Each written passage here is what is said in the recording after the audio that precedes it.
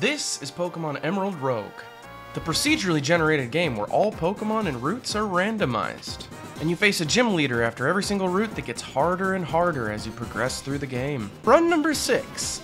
We begin our journey with a Lotad, little Lotaddy Daddy, and we're blessed with a tough route right off the bat. In addition, there's a strong Pokemon ahead, and Lotaddy Daddy evolves immediately, and we open up the catching with a Carvanha. And even better, an Absol. And this game has taught me that Absol's a really good opening Pokemon. And I guess we're starting a Dark-type team, as we add this tiny little Dino, albeit a great start. But most importantly, it's time for the strong Pokemon, which is a little Grimer. Finishing off our little scrappy junkyard team we got going on here for gym number 1, where we take on Juan, the water trainer. And Switzerland starts things off with a bang, but apparently washing machines are actually pretty good at cleaning up muck after all. Poor Uzi Osborne. And honestly, this washing machine hits way harder than it should, as our Lotaddy Daddy dies as well. But Switzerland, our early game goat, is able to rage against the machine, and then does some damage to this Wingull before we gotta switch to Exeal, who becomes incredibly confused and then somehow takes the biggest HP loss I've ever seen from confusion and dies. And our unconfused Switzerland finishes it off. What a devastating start to run number 6. Nothing like an average wet route to begin your journey. We must soldier on with just 2 Pokemon. Luckily, we find a Chonky Child that we must protect,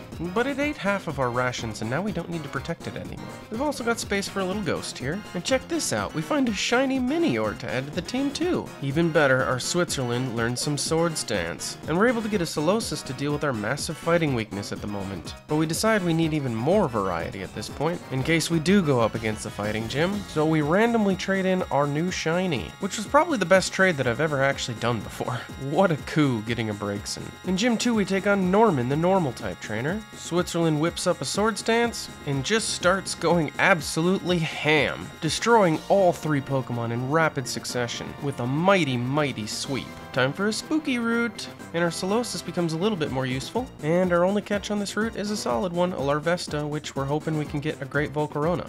We've given our Snorlax and Romalium Z, so now he can kick like a mule. And since I still don't have access to Trevenant, Phantomp's too weak, and we need to strengthen this team a bit more for a long run. And we're gifted with a Tropius, which is truly helping our variety at this point. We give Absol a Razor Claw because it makes its crit rate even more ridiculous than it already is. Gym 3 is Roxanne, the rock trainer. Switzerland prepares another Swords Dance and drops a mighty crit. Not once, not twice, not even 3 times, but 4 straight crits in a row, dusting another gym by itself. And on the next route, we're blessed with another legendary, albeit at the cost of not being able to go to a rest stop. But we're doing it. It's time to beef this team up a little bit, and boy does this route give us some beef, starting with a Honedge, continuing with a Lapras, and finishing with a Duraludon. And we get a Doublade almost immediately, but we really want that legendary. First, we need to take on the pesky trainer right in front of it. And it's pesky indeed as I get my Duraludon killed almost immediately. At least we have an open slot for this legendary now.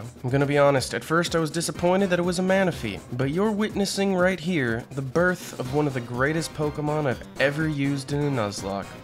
Faya, the Manaphy. Gym 4 is Liza the Psychic Trainer, and Switzerland is salivating at the prospect of this gym. But this Grumpig had other plans, somehow having a fighting move. But we risk it for that biscuit, with the belief that we can finish it in one hit. And Super Shredder barely wins a battle he should have dominated.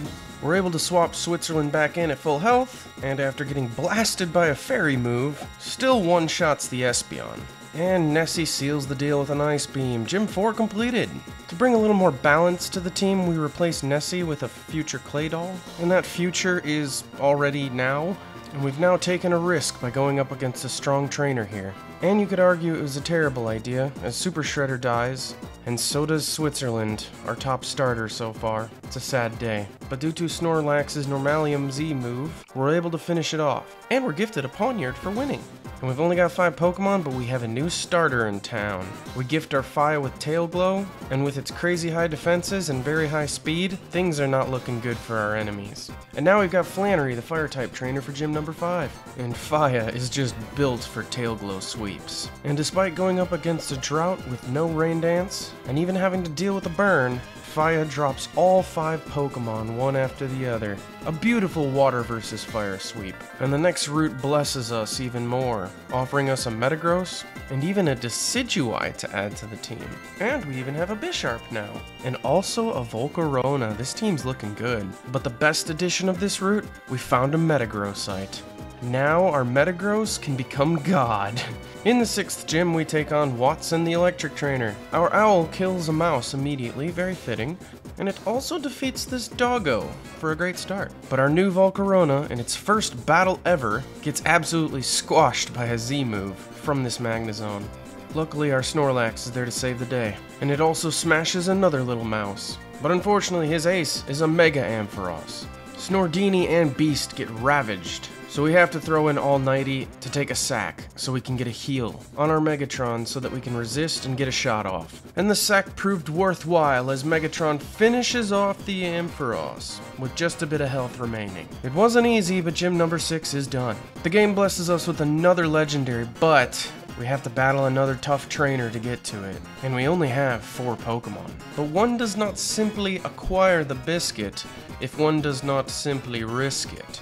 And we full send it with a Mega Metagross to try to get the dub. And we summon down meteors to destroy a dragon, as well as a Glaceon. And after a couple heavy hits, Faya is starting to enter into the MVP conversation, dropping the remaining 4 Pokemon with a double tail glow, resulting in a beautiful short-handed victory where we're given a boosted Glaceon as a reward. But this is what we're really after. And never in a million years would I have guessed a Kyurem, but I'm not gonna complain. In Gym 7, the farthest we've ever been, we face Brawly, the fighting trainer. Time to get big and beastie, and then start dropping some bombs. The havoc, the devastation, the beast must feast. Becoming the 3rd Pokemon on this run to get a full sweep after Absol and Faya. Is this finally gonna be the run? Couldn't find any better Pokemon, and this team's already jacked, so just time to buy some healing items and get ready to take on gym number 8. We are prepped and ready for Winona, the final gym leader, flying type. And Faya builds up another tail glow and starts going to town, providing another masterclass in how to use tail glow in ways to obliterate your opponent. Not even a Mega Charizard could come to the table and change the outcome of this battle. Faya is unstoppable. But are we ready for the Elite Four? In the Elite Four, we take on Phoebe, the Ghost Trainer, and Faya's starting to make this game look laughable, blasting through a bunch of level 88s like they're nothing. A beautiful start, but can we keep this up? The next route provides us with another legendary, so we have to take advantage of it. And we get access to a freaking Dawn Wings Necrozma, something I've never used before in my life, so of course we have to catch it. Next in the Elite Four is the Ice-type trainer. I think you guys understand the point by now of how this all went down. Faya is the GOAT. Against the Dragon Trainer, Faya does the business as well. We get blessed with another legendary, and this time we add a Jirachi to the team. And against the Dark-type trainer, Faya even takes down a Mega Tyranitar en route to another victory. And against the champion, Wallace, Faya gets pretty low on health, but even defeats a Mega Gyarados. Another beautiful sweep. Only one more to go. And in the finale, against Steven, Faya almost completes a complete sweep, but has to be pulled out against the final Pokemon. And Beast comes out and becomes a Mega Metagross and lays the final smackdown on a Lugia to beat the game. And while this was a very strong team, don't get me wrong, I think we only have one Pokemon that needs to be recommended here. Tailglow Faya, with great defenses and top-notch speed, just unstoppable in this game.